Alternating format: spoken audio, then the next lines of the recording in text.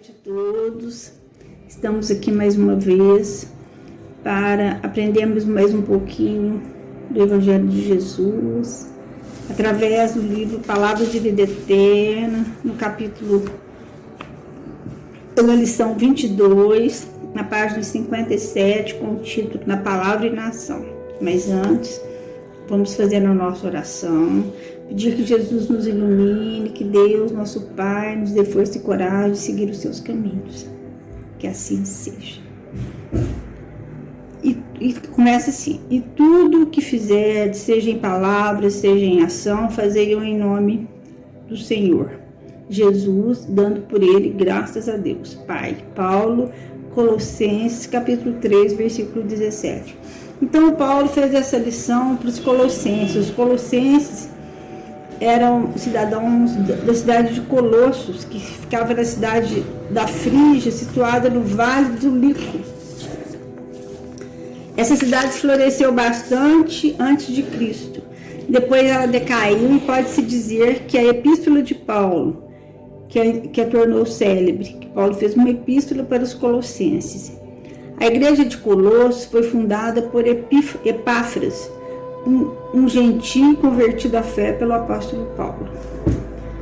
Então, vamos ver o que Paulo fala para nós aqui e para os colossenses também, né? Dize-te cristão, declara-te seguidor de Jesus, afirma-te cultor do Evangelho.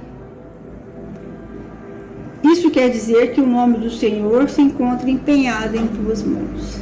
Então, até agora, o Paulo foi muito claro, né? Se a gente é seguidor de Jesus, o nome do Senhor está empenhado em nossas mãos. Isso significa o quê? Que nós temos que seguir Jesus, né? E seguir Jesus é seguir os seus ensinamentos, é vivenciar a sua doutrina. E para isso nós precisamos refletir em suas palavras, refletir em suas ações, refletir em seu evangelho de amor. É imprescindível, assim, saibamos agir como se lhe fôssemos representantes fiéis no caminho em que estagiamos. Então, nós temos que representar Jesus.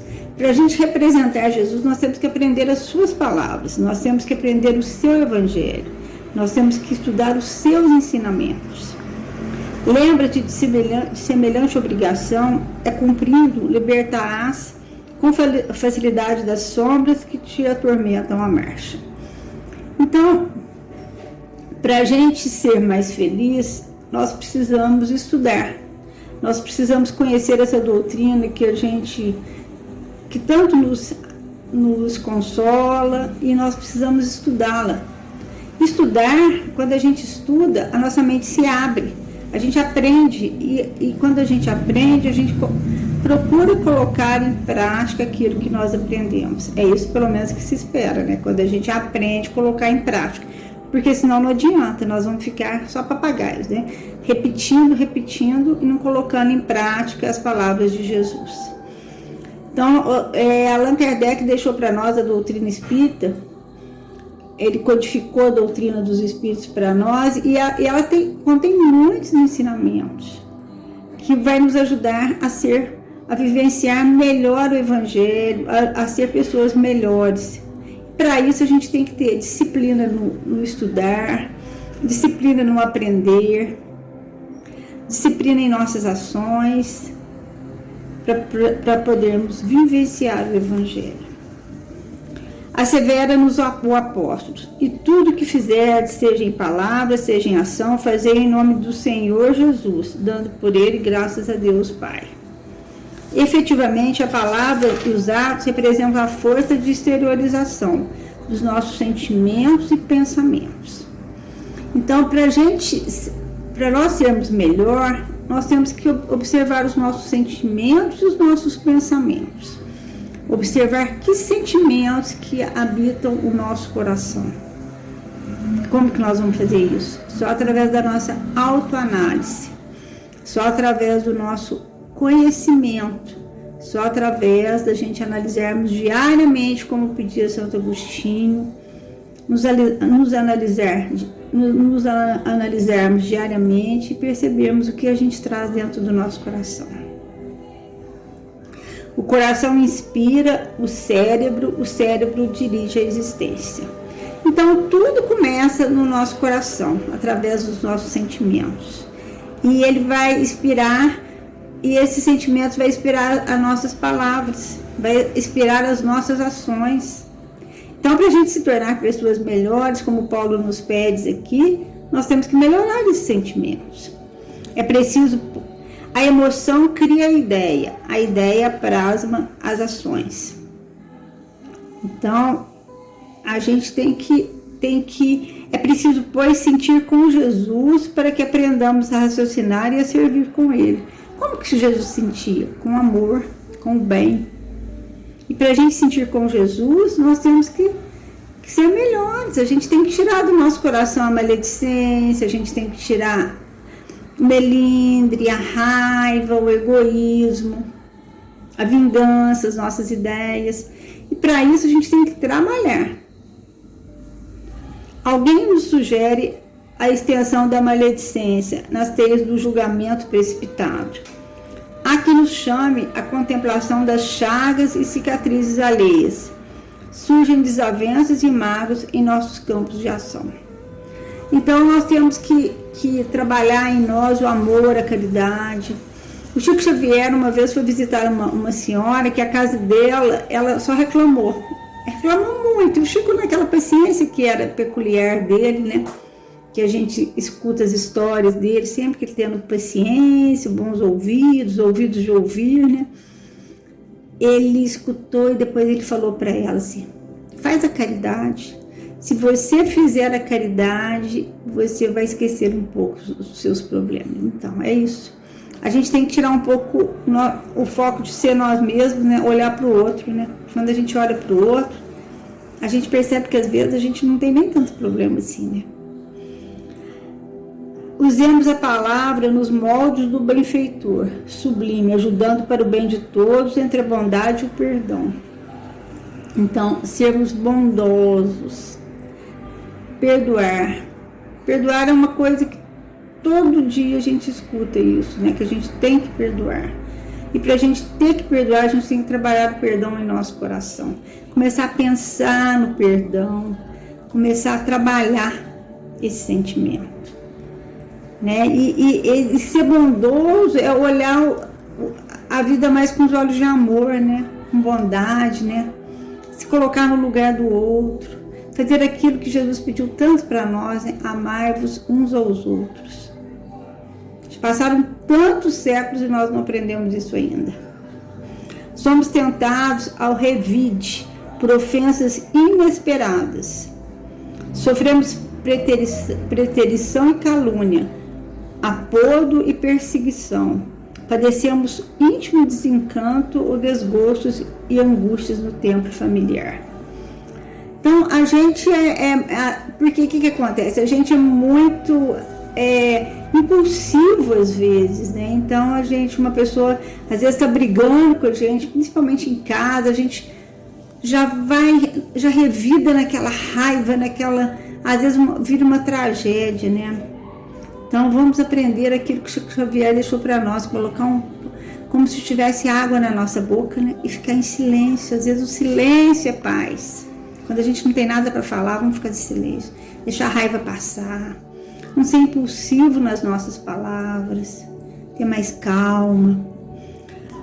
Usamos a conduta sublime do benfeitor, ajudando para o bem de todos, entre o perdão e a bondade. Então, a gente tem que aprender a ajudar. Quando a gente não pode ajudar, vamos fazer oração para que as coisas amenizem, aquela oração sincera, com aquelas palavras que vêm do nosso coração.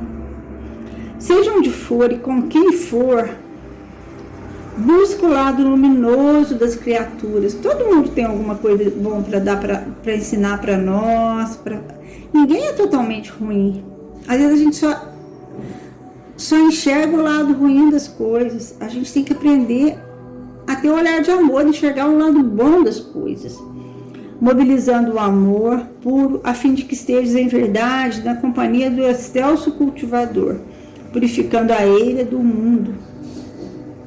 Não basta declarar a nossa condição de aprendizes do Mestre. É indispensável que estejamos realmente com Ele, para com Ele colaborar na construção de uma vida melhor. Então, nós temos que trabalhar para Jesus, né? Para a gente trabalhar para Jesus, a gente tem que seguir o seu evangelho, a gente tem que colocar esse evangelho dentro de nós. Como é que nós vamos fazer isso? Só através do nosso estudo, do nosso conhecimento, principalmente da nossa melhora. A nossa melhora como pessoas, porque às vezes nós ficamos tentando melhorar o outro, mas o que nós temos que melhorar é a nós mesmos. E através do exemplo, através da nossa mudança, nós vamos conseguir melhorar muita coisa. Então nós temos que mudar as nossas atitudes, porque nós não podemos, igual eu falei antes, ser só um papagaio. Nós temos que vivenciar o evangelho, vivenciar aquilo que pregamos. Porque senão de que adianta? Então, se eu tenho que pregar a caridade e o amor, se eu prego a caridade e o amor, eu tenho que ser caridoso e bondoso. Se eu prego a misericórdia, eu tenho que ser piedoso com as pessoas, né?